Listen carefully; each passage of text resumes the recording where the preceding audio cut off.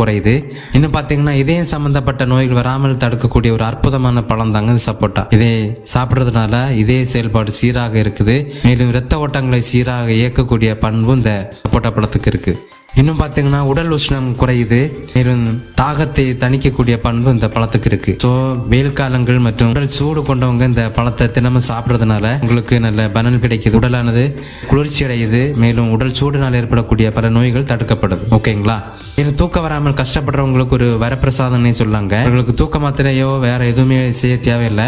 இரவு தூங்குறதுக்கு முன்பதாக ஒரு டம்ளர் சப்போட்டா ஜூஸ் தினமும் குடிப்பதனால உங்களுக்கு நிம்மதியான ஒரு தூக்கம் வருது. ஸோ தூக்க பிரச்சனை உள்ளவங்களுக்கு நல்ல மருந்து.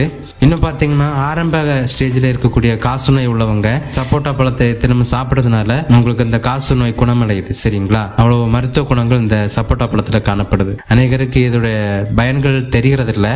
ஸோ இதை தினமும் சாப்பிட்றதுனால நல்ல பெனிஃபிட்ஸ் இருக்கு நமக்கு.